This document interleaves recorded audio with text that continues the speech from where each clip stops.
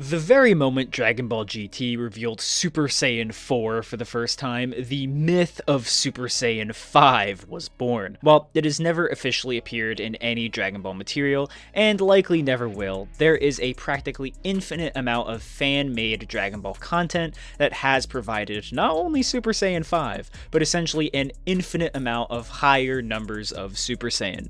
Of all of these fan series, probably the most well-known creation is the unofficial manga sequel to Dragon Ball GT, known as Dragon Ball AF. What you might not know is that one of the creators of Dragon Ball AF is actually Toyotaro, the same guy who is the current writer and artist for the Dragon Ball Super manga. This raises an interesting question. Who is stronger?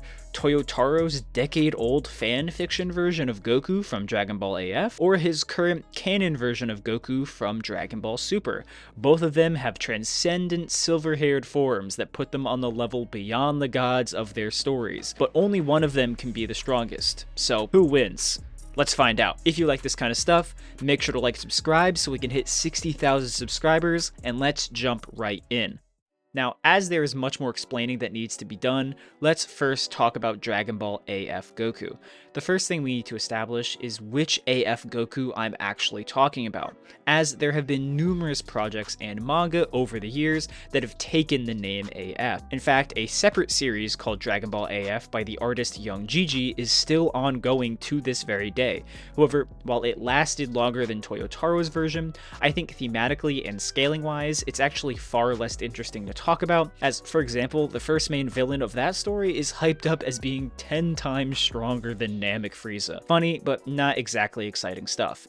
Instead, obviously, we are talking about Toybull's AF, Toybull being the pseudonym used by Toyotaro. This manga only has 5 chapters and was cancelled early, very likely because Toyotaro got fully hired to start working on Dragon Ball Super manga material and other content. Still, that does not mean the manga is lacking in scaling or feats, and honestly, from what I've seen, it crams more impressive stuff in those few chapters than Young Gigi does, at least in the first volume of AF. So now, let's jump into the scaling of Dragon Ball AF Goku and Super Saiyan 5.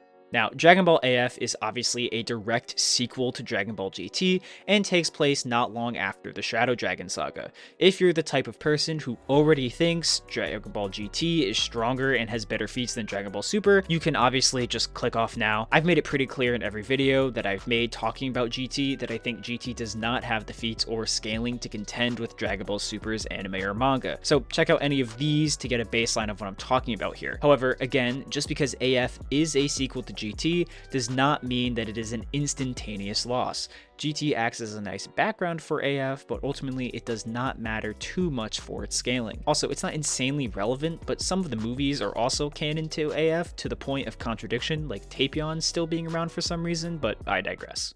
In the first chapter of AF, we get introduced to Zycor, probably one of the most iconic fan characters in Dragon Ball history. He is half Saiyan from Goku's DNA and half Kai, and is essentially the tool of his mother, who is a evil West Supreme Kai. Even from the very start, Zycor is established as an absolute powerhouse, essentially beating Super Saiyan 4 Vegeta in literally one shot, arguably doing better against him than Omega Shenron had. Gohan also reveals that he has Super Saiyan 4 and does a bit better against Zycor, but once again, there is a huge difference in power between them. Vegeta goes on to say that literally nothing will work against Zycor, which should include fusion, meaning that a Gohan and Vegeta fusion would still lose to him. This puts Zycor's power immediately beyond anyone in GT, as both Gohan and Vegeta should be stronger than the Shadow Dragon Saga versions of Goku and Vegeta, meaning that their fusion should have been stronger than the Super Saiyan 4 Gogeta that we see in that arc. This means that Zycor's power should be vastly beyond the strength of the negative energy Power Ball, which should have the power to destroy both the Kai realm and the living world, making Zycor Universe Plus or low multiversal at best already. By teaming up with Kibito Kai, the Z Fighters managed to stall Zycor for long enough to get him sealed within the Z Sword. However, this sealing is incomplete and will eventually break, giving the Z Fighters time to prepare for Zycor's arrival and, more importantly, find a way to summon Goku. You see, this whole time, Goku has been in a new realm known as the Ryuoshin realm, which is explained to be an even more separate and unreachable dimension within the Dragon Ball cosmology than even the Otherworld or the Kai realm. It's this realm where the wish-granting dragons actually come from, and it's where Goku went after fusing with Shenron. It's been here where Goku has been training alongside Pikkon and unlocked Super Saiyan 5. Hearing the news about what's going on, a month of training begins where Goku trains with the shadow dragons he's fused with, being able to fight Omega Shenron while in his base form, be it because he can fight Omega in his base or just outright fuse with him. Goku himself, even in base, gets into that same 2-realm low multiversal tier as Omega, as based on Olkai's statement, he is at least tens of times stronger than Omega by himself. As we gotta keep in mind, this is not the fusion dance multiplier, rather just a combination of the two of them. Of course, Goku could then transform into Super Saiyan 4 or 5, and the ridiculous power in AF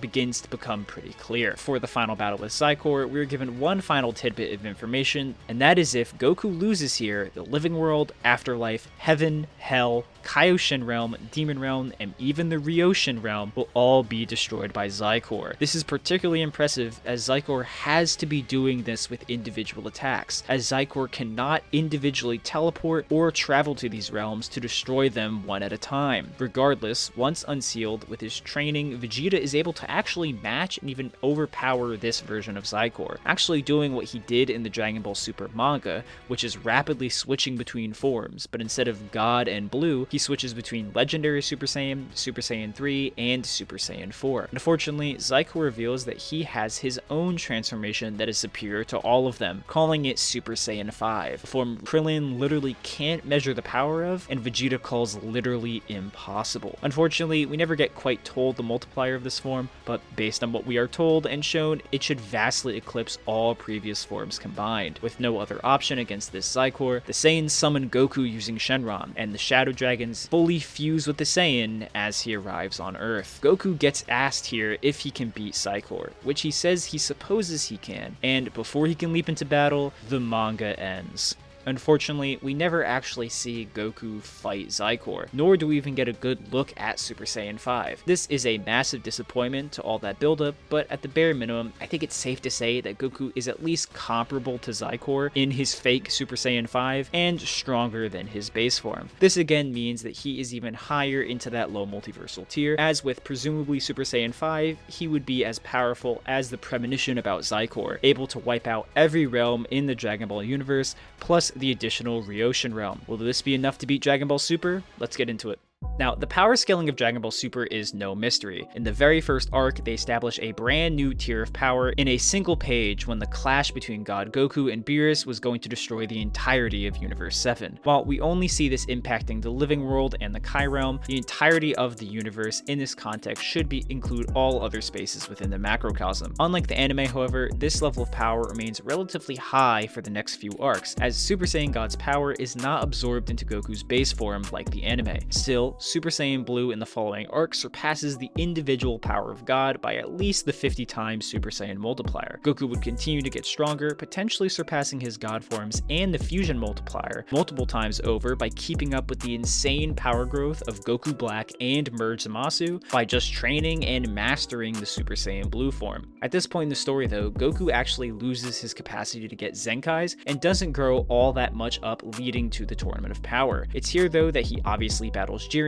and eventually achieves the form of Mastered Ultra Instinct. Since this point, the development and mastery of Ultra Instinct has been the single focus and objective of Goku. He first gained the ability to use the form at will during the Moro arc, allowing him to easily dismantle the toughest opponent he had ever fought. Then in the Granola arc, he mastered the form further, combining it with his emotions and gaining true Ultra Instinct, allowing him to briefly overpower Gas, the strongest mortal in the entirety of Universe 7. Now, in the most recent chapters, Goku has continued to improve the MUI form, where the main debate now is if he is number 1 or number 2 behind Beast Gohan, which is a separate topic for debate entirely. But for today's debate, ultimately, which silver-haired Goku written by Toyotaro is truly the strongest? Now, going into this video, I thought this topic was going to be one of those spite matches where one side was clearly infinitely stronger than the other without much contention, but for once, this isn't the case. AF Goku and Super Goku are resoundingly close in strength, and what sets them apart are very different things. So firstly, both of them clearly have the strength to destroy the entirety of Universe 7. Both come from credible sources and have feats that back up these statements for the most part. They differ though based on the nature of the universe they're destroying and the increases of power since then. For AF Goku, the cosmology of his universe is simply larger than Dragon Ball Super's, as it has an extra realm within it that is at risk of being destroyed, being the Ryushin realm. Now, the slight problem is that we have no idea how big the Ryoshin realm is. Like, is it universe-sized, or is it similarly only the fraction of one like the Kai realm? Meanwhile, Goku from Super, while only being able to destroy a smaller cosmology, can destroy it with a much smaller fraction of his current power, due to getting thousands or millions of times, if not more, stronger since his universe-destroying feat. It's here where things get messy, as it becomes a matter of personal preference and opinion on how you interpret multiverse busting. One interpretation is that quantifiable increases in power do not increase the number of universes you can destroy, as there is an unknown, if not infinite, gap between destroying each of those universes. This is why some people argue Super Goku is still low multiversal, despite getting thousands of times stronger. On the other hand, there's the argument that quantified increases do increase the amount of universes you can destroy, which would make Super Goku multiversal many times over. Taking the first interpretation, Super Saiyan 5 Goku wins.